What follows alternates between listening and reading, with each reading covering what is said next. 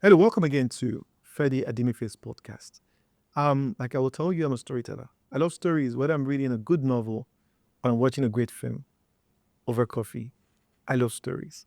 One of the most exciting aspects of stories, conversations are important. Learning from people as they grow, evolve, create, build. Every conversation is an epiphany. You get to learn. And sometimes we learn from people's greatest moments and their lowest moments and everything in between. Today, I have a guest who is very versed in policy, understanding the creative economy, more importantly, capital, access to capital for the creative economy.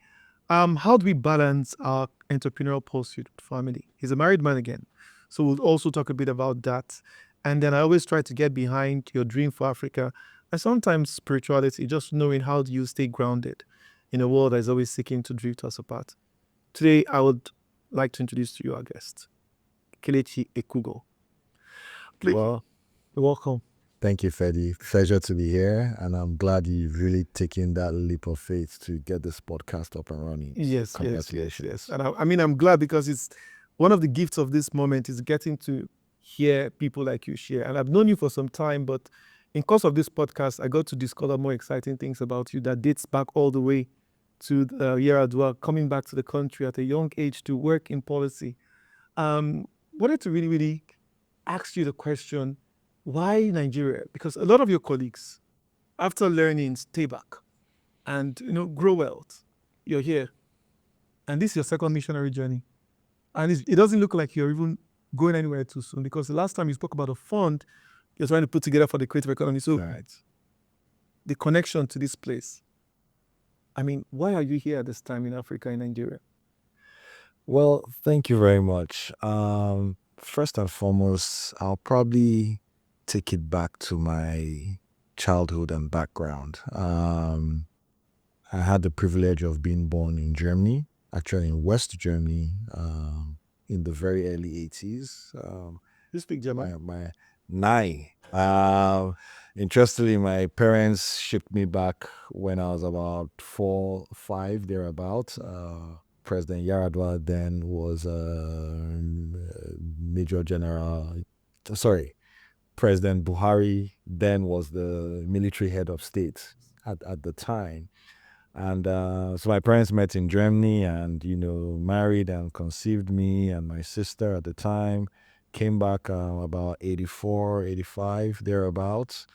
I could vividly remember my first entrance into Nigeria. I mean, we flew on a Lufthansa, arrived right bang in the evening, and my dad whisked us to the apartment in Bagada. And I remember that moment I saw my first blackout, electricity blackout. And, that began my experience into my home country, Nigeria. So pretty much grew up in Nigeria, primary, secondary school. Majority of my education, I mean, primary to secondary was Lagos. Did secondary school in Ogun State, perhaps more outskirts of Lagos, Agbara, then Odobolu. And obviously, I grew up on the mainland, which I have very fond memories of. That's where a lot of my childhood memories are immersed. And then had the opportunity of crossing over to the UK right after secondary school. Attempted a few JAMB, but You got jammed. I got jammed. And so I moved on to the UK. Had my education in the UK, came out with a degree in financial services, had a brief stint working for the financial services sector in the UK.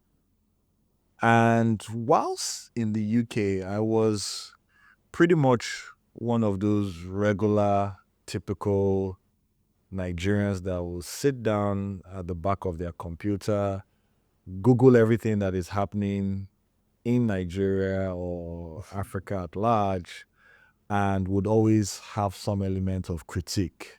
Oh, why are they doing this? What's going on? Oh, what's wrong with this country? And would always have an opinion with myself and amongst my peers and friends and all of that. But I think in hindsight, I was very pro Nigeria just by being in the diaspora in the UK. Found myself indulging in a few Afrocentric or Nigerian related communities. So I remember being nominated to chair some young Nigerians in the diaspora, professional Nigerians in the diaspora forum. At some point, I was asked to come and be a vice chair to Abia State Indigenes in the UK. And I mean, my community from Abia State, we had a development community union, UNPA Development Union. I was also sort of, nudged to be part of that community, and so we'd meet every month, last Sunday of the month.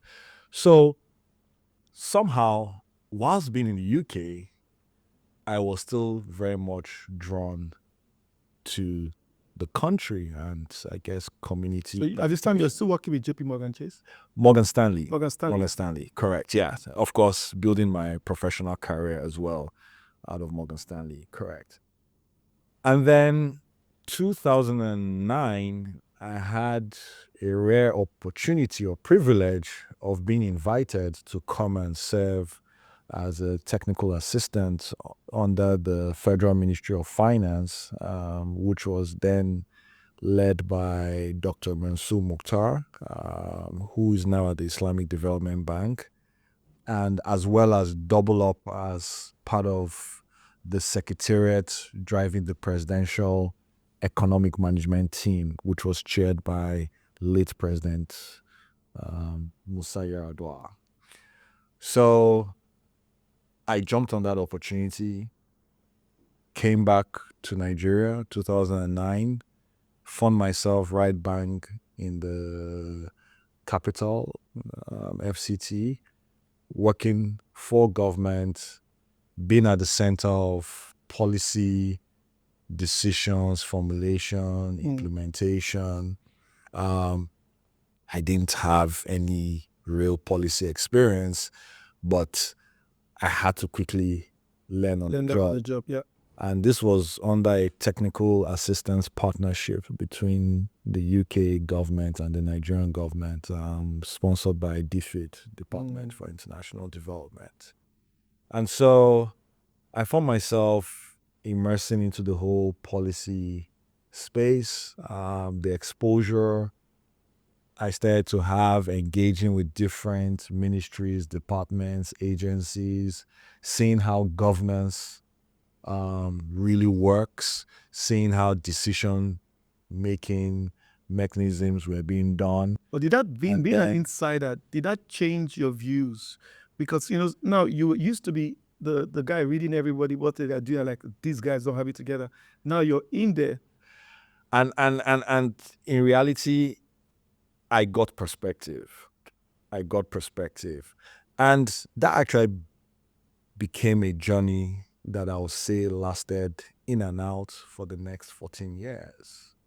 So I was engaging with all forms of stakeholders, even private sector, because governance or government is at the heart of pretty much a lot of engagements that happens across the country. So worked under Mansour Mukhtar under late President Yar'Adua's administration. President Yar'Adua passed. Goodluck Jonathan took over. And he kept you on too. And his then Minister of Finance, Mr. Olusegun Aganga, came on board and was graceful enough to keep me, retain me in the same position as he was Minister of Finance. Under Minister Ganga, we had the opportunity of doing some interesting interventions. Key amongst it was setting up the Nigerian Sovereign Investment Authority, NSIA. NSIA. I was privileged to be part of the technical team that was assembled under the Minister of Finance. That's a great job, though, because it's one of the few institutions that I think have been able to maintain almost a private sector veneer. Absolutely, absolutely. And that was really the idea, to create an investment asset management based entity that will serve the purpose of the entire federation. Make sure that it creates legacy investment, creates sustainability to a lot of the vested capital that the entire And maybe federation, diversify the portfolio of and the diversify the country. portfolio, spanning from infrastructure to acting as a kind of budgetary deficit buffer wherever there's any deficits in our budgetary interventions. It can kick in and then create like a savings mechanism for future generations, so to say. And that process was being in setting that framework up. We followed basically global best practices. So I was privileged to learn from various global experts, and we referenced a lot of global case studies, and also hired international experts, both from a legal and transactional based perspective. And today, I'm proud to, look back and reflect You've done well. and feel like, wow. This reflection you spoke about. Now, you had the first entry with Yaradua, and you came back again in Buhari. And we're now sitting in an APC-led government with inflation almost twice the time, or if not triple the size of the inflation at the time you were there, with unemployment almost 3 times the size it was in 2015. A lot from an economic perspective looks like it's all gloom and doom. But I wanted to know from you, who have been on the outside and the inside, where are we? And how do we get out of the rabbit hole from an economic perspective? And in terms of you being bold enough to return home, many people don't see that clarity to make that move. But maybe you could articulate for us this season in the economy with all the removal of subsidy, the policy somersaults, the monetary policy and the fiscal policies. We're battling steady on what it is and how the government is trying to mop out cash in the economy, help people hold down to Naira, right, and all of those things. But where are we?